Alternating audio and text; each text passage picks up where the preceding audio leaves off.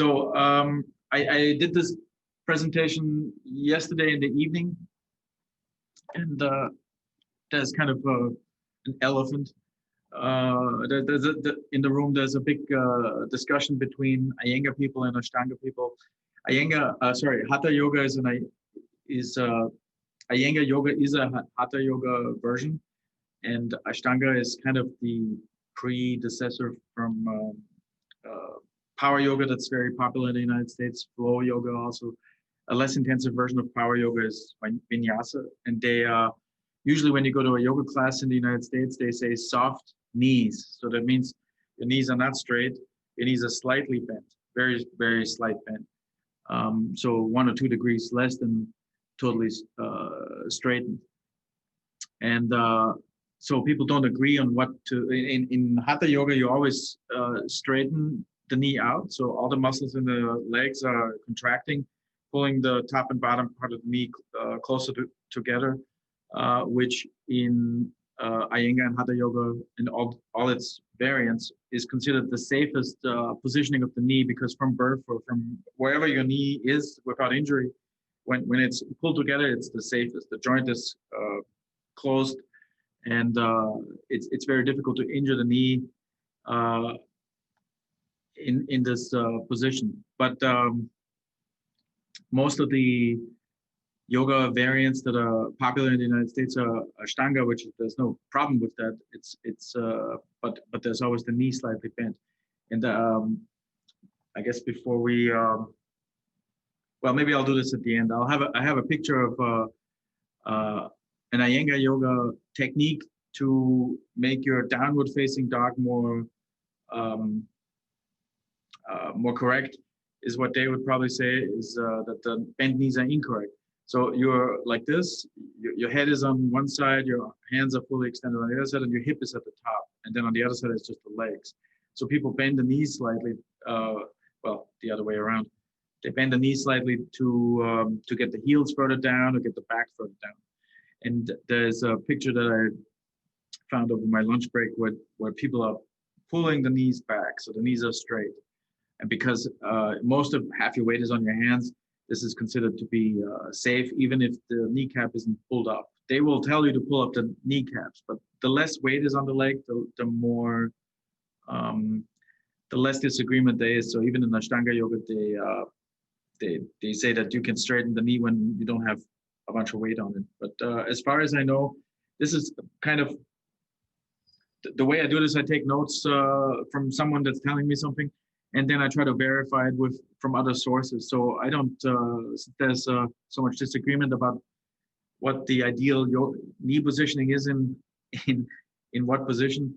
Since people don't agree on everything, it's tough for me to evaluate medically what the best knee positioning is. In Iyengar yoga, the square, it's always kneecap up, and in Ashtanga yoga, they basically lean towards soft knees with a slight bend. But let's start with the simple stuff. The knee is actually the most complex joint in the body. The next one is the hip, but the knee has quite a bit of range of motion, a little bit to the side, but mostly up and down. But there's a bunch of things in this joint that are not in other joints. What makes it more important is all your weight is on the two knees. So it's your whole life, it's weight bearing. All your weight is somewhat is on the knees, and all weight bearing joints, even in machines or in the human body, which is in a way a advanced machine, is bearing out over time, wearing out over time. Most weight bearing joints wear out over time. That's correct, but the thing here is that over evolution, our knees probably became the way that they are, and for most of the existence of humans, our life expectancy was probably 30 to 50 in that range. So now that the average age is exceeding 80, this of course becomes a problem, because the joint wasn't designed to be used for that long. So many people have knee problems. Um, Yoga actually is it's yoga therapy is mostly focusing on not damaging the knee while you do yoga. And there's, like I said, there's different opinions on how to do that, but for the most part, they say the same stuff. Yoga can play a role after some trauma, after you have a tear in a ligament, or the meniscus is shattered or something like that. Yoga can help be part of a physical rehab training. Yoga is mostly aiming at strengthening the knee and opening the knee. So in Iyengar yoga, they would say opening the knee. So if your leg is flexed, to fully straighten the leg, even if it's hyperextended a little bit. Whatever you are born with is what your straight knee is. If it's 1 degree past straight or 1 degree before straight, doesn't really matter as long as you don't have any pain when you fully extend. And then, of course, avoiding injury during yoga and moving correctly. And that's also important. Most yogis or yoga teachers don't like to talk about that yoga actually causes injuries, especially if you do a small mistake and you do a lot of yoga. It just adds up over time. Maybe when you're in your 20s and 30s, you don't notice it at all. And then you're in your 40s and 50s, 60s, etc. You start noticing a slight problem because you're always relaxing your knee when you're leaning into it from the wrong side, like in triangle pose. And that takes a while, but we want to avoid any damage. But when we look at there was a book by a health guy that was from the New York Times, and he wrote about a book about yoga injuries, and the most injuries were on the lower back, the wrists, and the knees. And I read this book partially, not 100%, but because one of the problems in this book was that it didn't specify what kind of yoga people did. It was investigating and assuming that all yoga styles are similar, but specifically for the knee, there's disagreement in the yoga community. And I think most of the injuries come from fast yoga. There's something called forest yoga and something called where you float from pose to pose. So when you're putting your hands on the floor and your legs are 3 feet back, you float up, so your feet go up and then they come down. So all your weight is on the wrist for a little time. So people twist their wrists, people injure their lower backs, people injure the knees. I think mostly in the more rigorous power yoga forms. So I think all of these injuries are less likely, but not impossible. I don't think yoga is one of the safest exercises, or one of the safest forms of moving that there is. But things like walking, I mean, we are basically walking machines. If we are walking that is without pain, then I think the risk of injury is 0, or at the lowest it can be. In bicycling is also something where if you don't do it for hours a day, there's I think if you do it for a long time, there can be problems too. But bicycling, walking, and yoga is basically fairly free of injury, except for the lower back, the wrist, and the knees in yoga.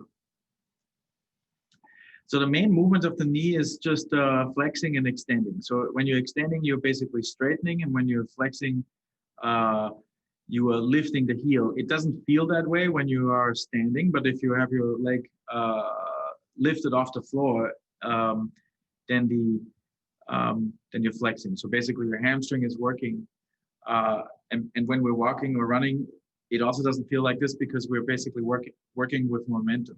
So usually when you flex your biceps, it's clear that we're working here. With the leg, it's less clear because just the way we're moving, but we're flexing and extending in this fashion, like on this 2 pictures next to each other. However, for many yoga poses, there is pressure from the sides on the knee. And we know that there's people who do a lot of yoga that have no problems with this pressure to the side and are more resilient to shocks from the side of the knee. So I mean, kids have that flexibility. So my 11-year-old daughter doesn't do any yoga, but she can. When I ask her if she can try to sit like that, she has no problems. I'm 50. I cannot sit like this, and it would actually be dangerous for the. So when the knee is like here, there's one ligament that goes across. So this ligament can tear if you force yourself into lotus pose. This is lotus pose with the two heels up too quickly. So we lose that flexibility because we are always in very safe, flat, cushioned environments where the legs don't have to be uncomfortable in any way. So we lose that built-in, that the legs are not supposed to move sideways. Your knee is supposed to go up and down. But that little bit of play that we have, that we're born with, we basically lose over time when we live modern normal lives on chairs and couches and walking on completely flat surfaces. When you live in a forest somewhere in the world 10,000 years ago, there's never a flat surface. Your knee has to, when you're stepping on something that is slanted in an unpredictable fashion, your knee will have a little bit of pressure to the side because your body weight goes with gravity, and your foot will correct for this, and also this little bit of play in the knee. So we lose that just because we live the way we live, which for the most part avoids injuries, but Iyengar would say that the knee becomes weaker, does not have any shocks to the system. So pressure from the side. So wait, there's also there's a lot of hip stretches where the knee gets pushed to the side. So pigeon, you would just have one knee and the shin basically in front of you, and the other leg is behind you, and you come down. So as you come down, the pressure on the knee increases. So a lot of hip stretches have this problem or risk of knee injury. Another one, I think I mentioned this the last time, is so your heel goes up to the hip, and then you point your knee straight down. So now when you bend down, or already before you bend down, that I can feel a little bit of pressure on the knee. So I shouldn't go much further, because if you feel a little bit of pressure, that's probably okay, but we don't want to, the distance between just a little bit of pressure and going too far and having a micro tear in your ligament is, we don't know where that line is. So basically when you have a slight discomfort in the knee, it's better to stop, because the injury, especially as we get older, is not worth it.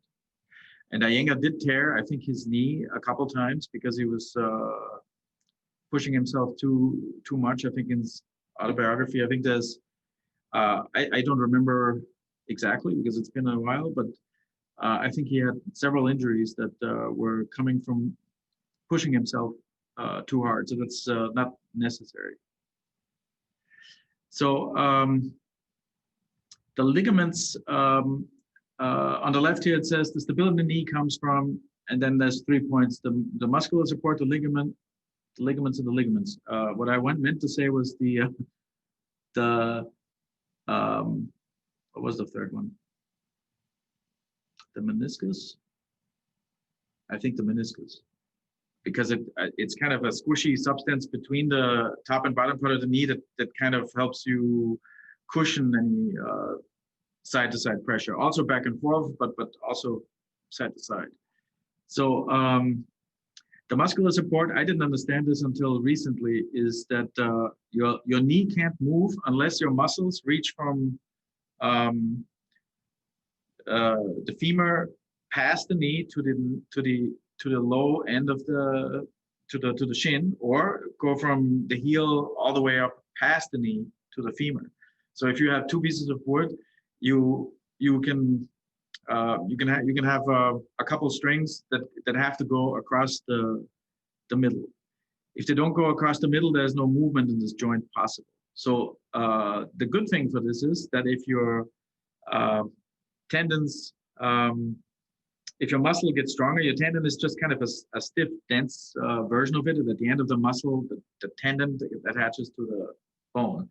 But if you have very strong hamstring muscles, your hamstring tendon also gets exercised and becomes stronger. And that all these muscles that run around the knee can compensate for injury. So um, when you're injuring something in your knee, because it goes sideways, for instance, and a ligament tears, you can overcompensate the injury with exercise of your leg muscles. So the stronger the calf muscle, the stronger the hamstring, the stronger the muscles by the shin, the thighs, all of these muscles, they run around the knee. And if they are tight and strong and thick and healthy, they are stabilizing the knee indirectly, and you can overcompensate a missing or even a couple damaged meniscus and a torn ligament. But the stability that comes from the ligament is lost. I mean, once the ligament is torn, unless you have surgery, that stability is lost.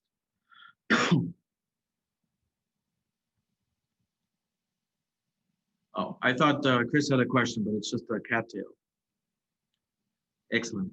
So there's surgeries for this stuff. So they used to replace, I mean, I'm not sure what the newest methods are, but basically people can go into the knee, do surgery, and replace a torn ligament.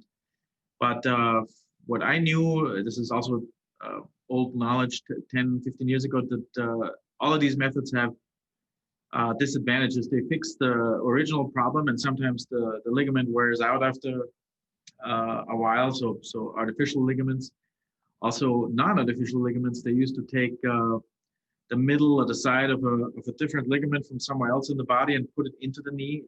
Because they're not designed to be there. They do work initially, but they are not like the original.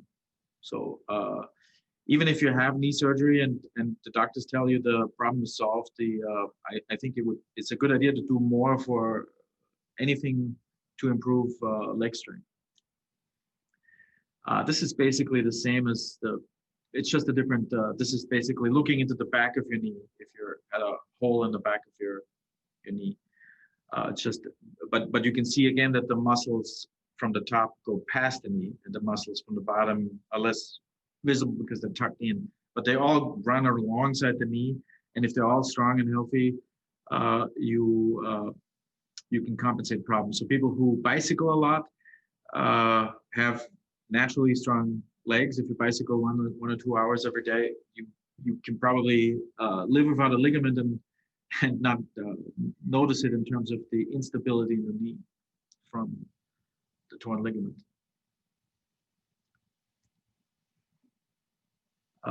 So here it is on the left side now. It's I think that's what I meant to do: muscular support, meniscus, and ligament. The meniscus is a very weird shaped cartilage that is, every joint has cartilages, but this one is very specific and unique in the body. It's kind of these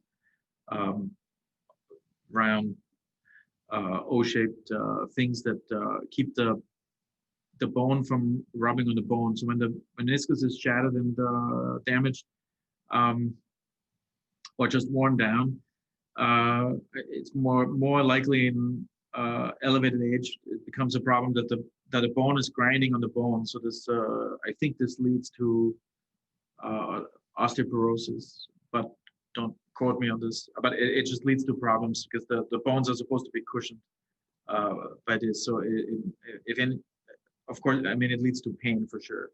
I think osteoporosis too. And maybe inflammation, so arthritis in the knee is also possible just because things wear out over time. Oops.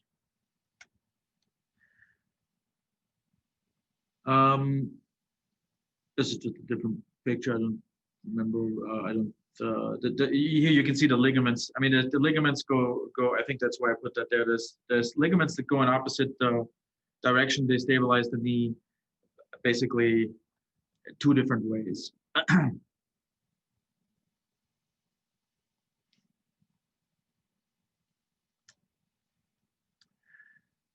So when you did have a trauma or an injury that you can't that just happened, what yoga poses can you do? I mean, there's also plenty of non-yoga poses you can do, but the yoga poses are chair pose, bridge pose, and warrior series. Chair and bridges is ideal because it's very easy to keep the heel, the knee, and the hip in one plane. So when I'm in chair pose, like this, I just bend my knees. You should look at your basically the second toe, the knee, and the hip should be in one plane. When you turn your foot out and you move your knee, when your toes are turned like this and your knees are moving like this, then you have pressure on the knee. You have a twist in the knee. So you wanna kind of line the knee up with the second toe, and your heels are hip width apart. So everything is in line. There's no stress on the knee other than the up and down movement. But this is the easiest movement for the knee to do. Then another one is I will have to move the camera. If that is too much, if chair pose in yoga is usually held for at least 5 calm breaths. But an easier way to do this is your heels are tucked in. Nope. So the heels are not under the knees, the heels are back. And some of my younger teachers recommend the point where the heels should be is where the heels slightly lift off. So I'm moving back, my heels are still on the floor, now it's lifting off. So I'm moving forward just a half an inch. Now my heels are, if they move back a little bit more, they would be starting to lift. So I don't want that. I just want the point roughly where they would begin to go off. Then I'm leaning forward and then I get up. Slow speed up, slow speed down. So you don't plunk down. What people sometimes do is they come up with momentum. They go, and then they sit down with momentum. They sit down with, they let go. When they know there's just a couple inches left, they let go. So the exercise here is to go slowly at the same speed. You come up roughly the same speed, and you sit down roughly the same speed. Let's say this is also too difficult, then support the weight with the fingertips, and then it's a little easier. Lean forward. And this is maybe the most basic exercise to get ready for chair. Then the next most intense is bridge pose. Bridge pose. Maybe I should have a picture for that.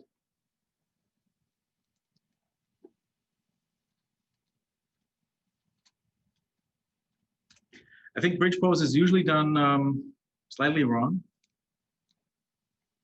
So when we look at all these pictures, we see that the knees are over the heels. When I'm in a class, and maybe even I'm, my knees are a little bit forward, so they're over the toes. They could be even more, they could be sticking out because people are not working the legs. The legs are the ones that are doing the lifting. Not the motion is, of course, you move your hips up directly, just to the hips up. But the energy that is happening in all those people that are having the knees over the heels is that the legs are working the most. So my teacher used to say the thighs should burn in bridge pose.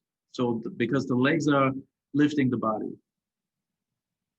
So the hips are high because the legs are working overtime. And also here, what people mostly do if my hands are the feet, and this is hip width, people usually do this. The toes point out. And if the knees and the hips are kind of in one plane, if they're straight like that, it's not really a problem, but it's easier to keep everything aligned when everything is, when the heel, the knee, and the hip are in one plane. Then there's minimal stress on the knee and you can push the hips up. So this would be the next step. Where's my presentation?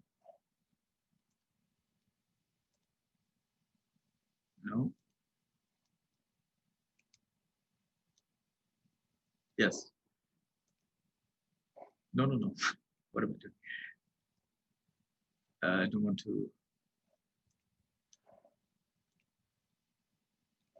All right, and then the warrior series is last. So when someone re-strengthens their legs, then the standing poses are more risky because it's I always see people who have their heel, knee, and hip not in a plane, so the foot is twisted in some way. So, for instance, warrior one, you're standing like this.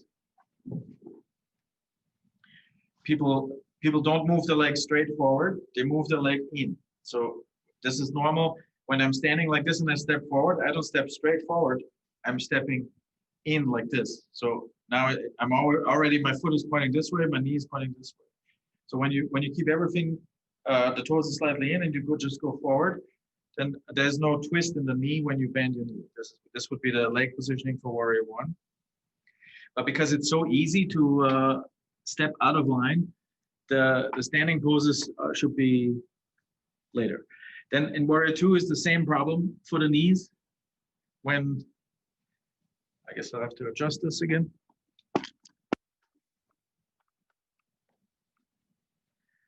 When I'm stepping into warrior two, my feet go 3 feet, 4 feet apart, and then I'm turning, sorry, the other leg out. So this toe is pointing out. They're 90 degrees to each other. But now the problem is if my knee wants to go this way, when I bend the knee, then it's out of line and it's dangerous for the knee. This knee should be in, and then I bend this knee over the second toe. Now that I see my knee is over the toes, if I go any deeper, I should step forward. It's also causing pressure on the knee if I go too much like this. It's too much pressure on the knee. This is the safest, knee over the heel, but also knee not going in or out. This way. So when everything is in one, my hip and my heel and my knee in one line, not like this or like that. So that's why warrior poses and the last warrior, I guess, is warrior three. So again, any twist in my stance can cause a problem. So when I lift my arms and my legs, the standing leg is straight, and avoiding injury. All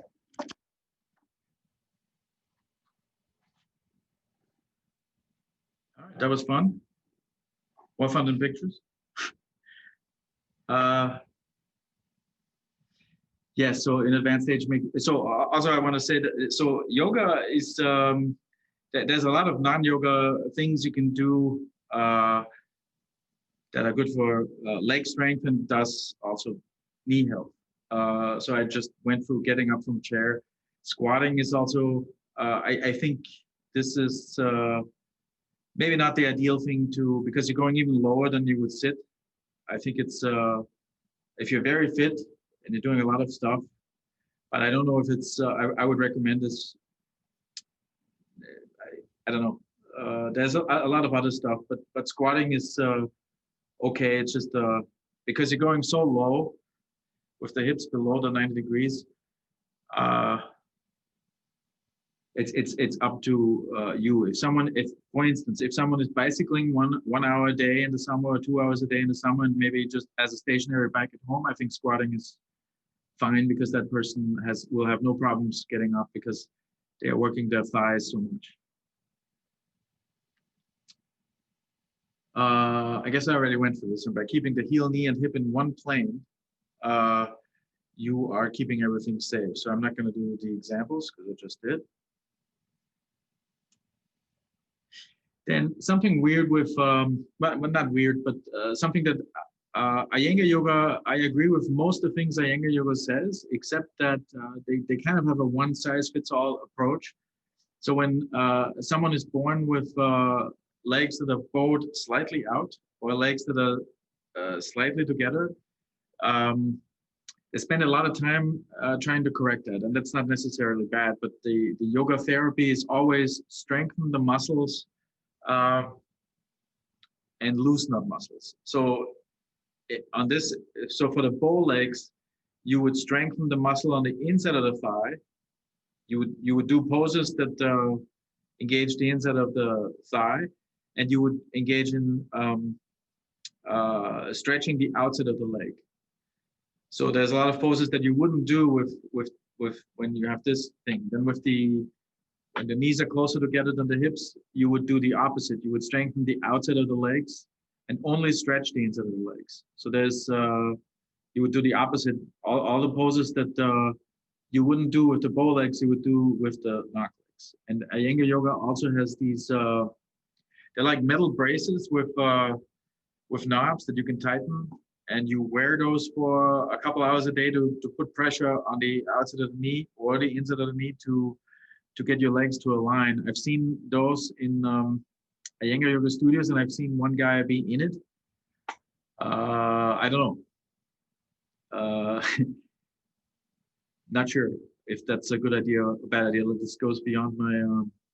I'm not a medical expert, but Iyengar yoga is trying to correct these stance mistakes. I'm not again. I think the strengthening and loosening of the muscles to help with alignment is probably not a bad idea. But the metal braces for the legs seem. I'm not sure if that's the right way to go. Maybe ask your doctor before you go to an Iyengar Yoga Institute where they put you in those. Then one thing that we did in class is to avoid hyperextension of the knee. So some people say that hyperextension of the knee is not a problem if you don't have any pain. But for yoga poses, when you're pushing the wrong way, so let's say this is your leg, once you go straight and then you go a little past straight is the hyperextension.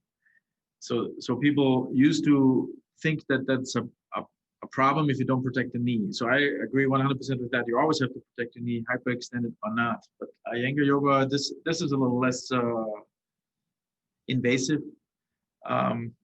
So I don't have yoga blocks here, but you would put a yoga block in triangle pose under your calf muscle, just like we did in the class. So I have this thing. So when this knee is hyperextended, I put something under the calf, and now I cannot hyperextend. So this thing is moving under me, so I can hyperextend by just pushing it away. But if you put a block up here on a sticky yoga mat, you would be bending the knee, and then when you get close to straight, there would be something in the way, so you cannot hyperextend. And this is ideal for yoga and warrior two, to just have something propped up against your calf. So this is especially recommended if you have pain in the knee. So that way you can draw up your kneecap. Like in Iyengar yoga, they always tell you to draw up the kneecap to open the knee. But if opening the knee hurts, you can do the drawing up of the kneecap without getting to a hyperextended knee or to an alignment that hurts. And then they tell you to learn this angle, the angle where it doesn't hurt, but where you still draw up the kneecap instead of going as far as you can go. So you learn how to go 5 degrees less or whatever your degree is, and then you do all these poses where you lean into the knee with a block, and you learn how to mentally remember this new angle that you are accepting as your fully extended knee. So after a while, you remove the block if it works, or you stay with the block. This is one of the things in yoga.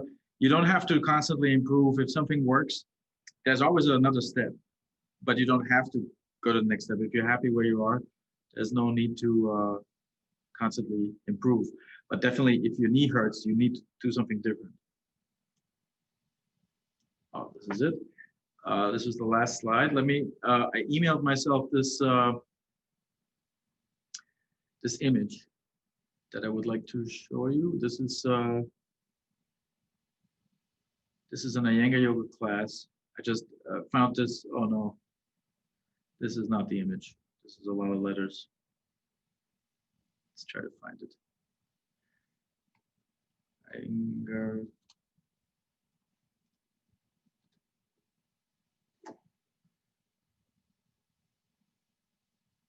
Images. Yes, here it is. What happened?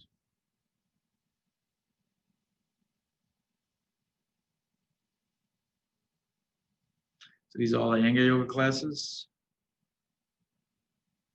but the image I'm looking for, oh no. And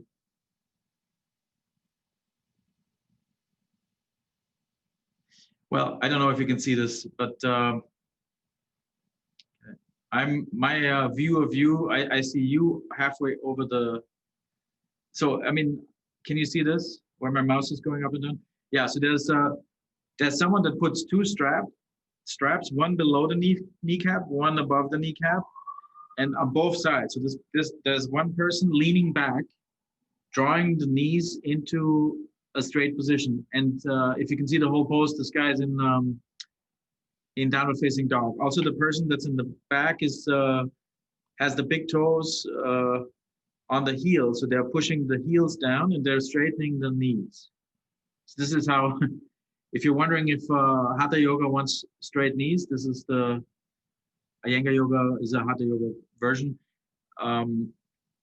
Answer. They want the kneecaps up in the standing poses, and they want the knee opened in all the other poses. So this is one way to do it. So if you go to an Ashtanga or power yoga class, they will always tell you to soften the knees. So this is the opposite.